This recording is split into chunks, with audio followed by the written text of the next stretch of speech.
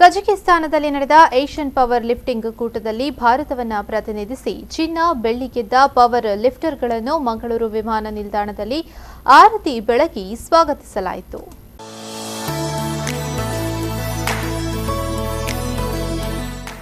ಚಿನ್ನದ ಪದಕ ಪಡೆದ ಅರುಣಾ ಫರ್ನಾಂಡಿಸ್, ಶರತ್ ಪೂಜಾರಿ, ಸುಲೋಚನಾ, ಸತೀಶ್ ಕಾರ್ವಿ, 4 ಬೆಳ್ಳಿ ಪದಕ ಪಡೆದ ದೀಪಾ ಕೆಎಸ್ ನಾಗಶ್ರೀ ಅವರನ್ನ ಮಂಗಳೂರು ಜನತೆಯ ಪರವಾಗಿ ಕೋಚ್ ಪ್ರದೀಪಾಚಾರ್ಯ, ಕಾರ್ಪೊರೇಟರ್ ಶಕಿಲಾ ಕಾವಾ ಸ್ವಾಗತಿಸಿದರು.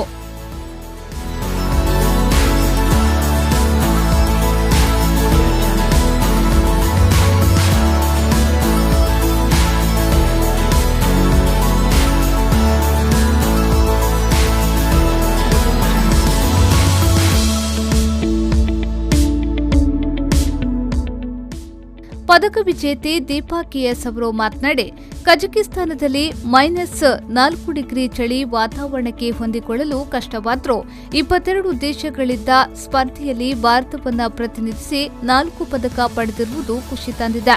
ಬೆಂಬಲ ನೀಡಿದ ಪತಿ ಕುಂಜತ್ತೋಡಿ ವಾಸುದೇವ ಕತ್ರಿ, ಕೋಚ್ ಪ್ರದೀಪಾಚಾರ್ಯ ಅವರಿಗೆ ಕೃತಜ್ಞತೆಯನ್ನ ಸಲ್ಲಿಸುತ್ತೇನೆ ಎಂದು ಹೇಳಿದ್ರು. ಎಲ್ಲರಿಗೆ ಸಹ ಇದರಲ್ಲಿ ಹೋದವರಿಗೆ ಸಾಧಾರಣ ಎಲ್ಲರಿಗೆ ಮೆಡಲ್ ಬಂದಿದೆ. ತುಂಬ ಖುಷಿ ಆಯಿತು. ಅಂದರೆ ಅಂಥ ಚಳಿಯಲ್ಲಿ ಸಹ ನಮಗೆ ಪರ್ಫಾರ್ಮೆನ್ಸ್ ಮಾಡಿ ನಮಗೆ ಇಂಡಿಯಾನ ಪ್ರತಿನಿಧಿಸಿ ಪದಕ ತೊಗೊಂಡು ಬಂದರೆ ತುಂಬ ಖುಷಿ ಆಯಿತು. ನನಗೆ ಇದು ಇಷ್ಟು ಟ್ರೈನಿಂಗ್ ಎಲ್ಲ ಇದು ಮಾಡಲಿಕ್ಕೆ ನಂದು ಗಂಡ ವಾಸುದೇವ್ ಭಟ್ ಅವರು ಮತ್ತು ಪ್ರದೀಪ್ ಕುಮಾರ್ ಅವರು ನನಗೆ ತುಂಬ ಹೆಲ್ಪ್ ಮಾಡಿದ್ದಾರೆ. ಹಾಗೆ ಅವರಿಂದಾಗಿ ನಾನು ಇದನ್ನು ಮಾಡಲಿಕ್ಕೆ ಸಾಧ್ಯ. ಅನಂತರ ಕೋಚ್ ಪ್ರದೀಪಾಚಾರ್ಯ ಅವರು ಮಾತನಾಡಿ, ನಮ್ಮವರು ಪದಕ ಗೆದ್ದಿರುವುದು ಖುಷಿ ಕೊಟ್ಟಿದೆ. ಮಂಗಳೂರು ಮಹಾನಗರ ಪಾಲಿಕೆ ಪವರ್ ಲಿಫ್ಟರ್ಗಳಿಗೆ ಪ್ರೋತ್ಸಾಹವನ್ನ ನೀಡುತ್ತಿದೆ. ರಾಜ್ಯ ಸರ್ಕಾರ, ಕೇಂದ್ರ ಸರ್ಕಾರ ಪ್ರೋತ್ಸಾಹ ನೀಡಬೇಕು ಎಂದು ವಿನಂತಿಸಿದ್ರು. ಬೇಜಾರಾಗ್ತದೆ ಏನಂತ ಹೇಳಿದರೆ ಗೌರ್ಮೆಂಟಿಂದ ಸಪೋರ್ಟ್ ಇಲ್ಲ ಅಂತ ಹೇಳಿ.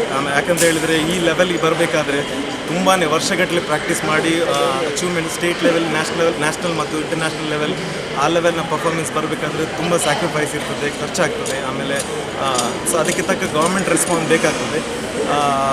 ಮಂಗಳೂರು ನಗರ ಪಾಲಿಕೆಯವರು ತುಂಬಾ ನಮಗೆ ಇದು ಪವರ್ ಲಿಫ್ಟಿಂಗ್ ಸ್ಪೋರ್ಟ್ಗೆ ಹೆಲ್ಪ್ ಮಾಡ್ತಾ ಇದ್ದಾರೆ ಮತ್ತು ಅವರಿಗೆ ಧನ ಸಹಾಯ ನೀಡ್ತಾ ಇದ್ದಾರೆ.